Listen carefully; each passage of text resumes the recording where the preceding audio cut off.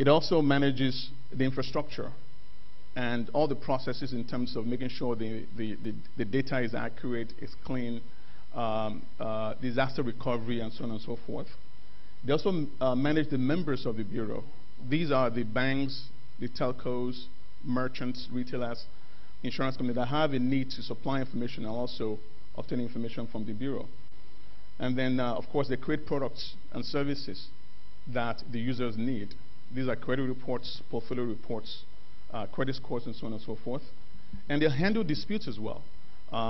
So if someone finds inaccurate information in their report, oftentimes they may not know how to contact the furnisher of that information.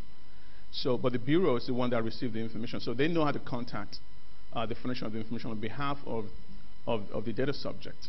And so the burden is on them, according to law, to try to facilitate that interaction such that the data subject can have their information disputed and corrected. So that's what the Credit Bureau does. In the ecosystem, obviously, that information is sold to some of the same people that supply the information. Sometimes some people do not furnish information, but they have a need also for information. An example might be it's permissible to use Credit Bureau information for employment application purposes. The employer may not furnish any information, but they might use that information to make a decision. Especially if you have potentially someone manning the till. They're managing money, and you want to know whether they have large loan obligations. With their consent, during the application for the job, you can do a Credit Bureau check and see whether they have a lot of obligations that they haven't paid down. That could potentially be a warning flag, whether the person is under pressure. I mean, not that they would steal your money, but it might be something to consider. So that would be one of the examples where somebody uses the information but doesn't furnish any information back.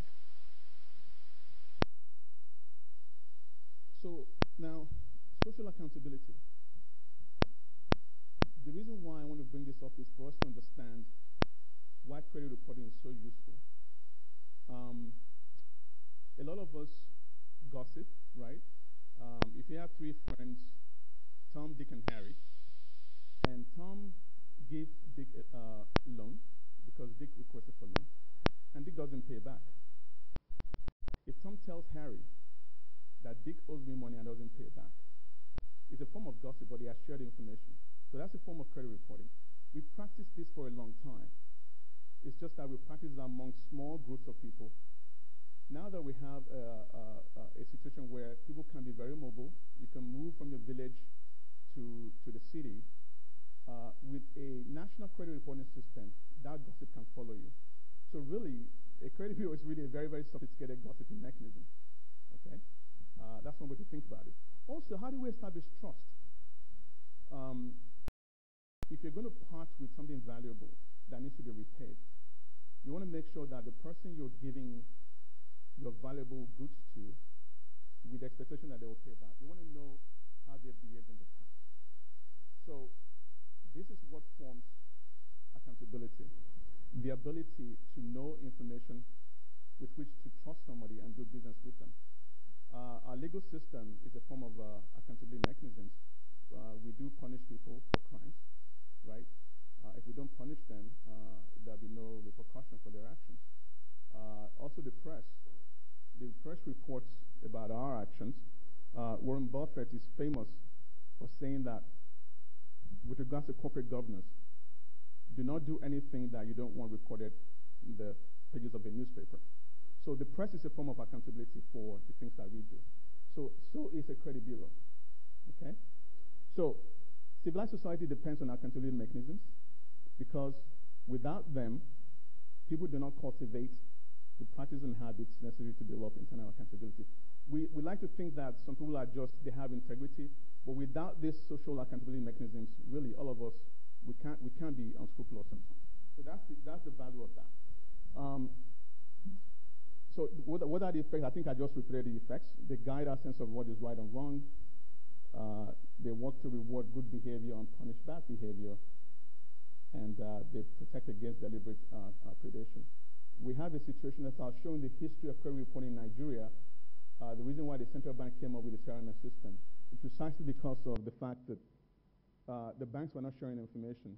And so there was a lot of predators who would go from bank to bank and default without paying. That's a little picture there trying to say, do you swear to tell the truth? And the guy is thinking in his mind, perhaps I'll tell you the truth. So this is the first reported, the evolution of credit reporting. This is the first time that it was recorded that information was shared. This was done amongst a group of what they call a closed user group.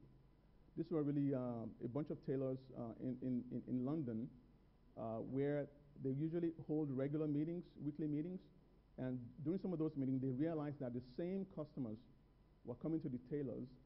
They were having suits made for them, but they were not paying. And so the tailors began to start to record that and to deny those who do not pay their bills. They deny giving them tailoring suits to them on credit. This also led to the establishment of the first credit bureau called the Mutual Communication Society of London. So a few things happened because of this. They found that individuals who failed to meet their obligations at one institution were also likely to fail repayment obligations at another institution. The opposite was also true. Those who paid their bills, they had multiple credit facilities and were also likely to repay their credit commitments well. So this is really emphasizing or corroborating the idea that information sharing is very useful to prevent deliberate predation. So today, you have a situation where most of the modern economies, North America, Western Europe, they have very established credit reporting system. The data that's been collected has been used now to build scoring models. Scoring models are very useful. Instead of a lender pouring through your record, trying to decipher if you want to give a loan to 10,000 people, it's very difficult for a human being if you have 100,000 prospects to decide which are the best 10,000 to give loan to. And so analytics, predictive analytics has allowed lenders today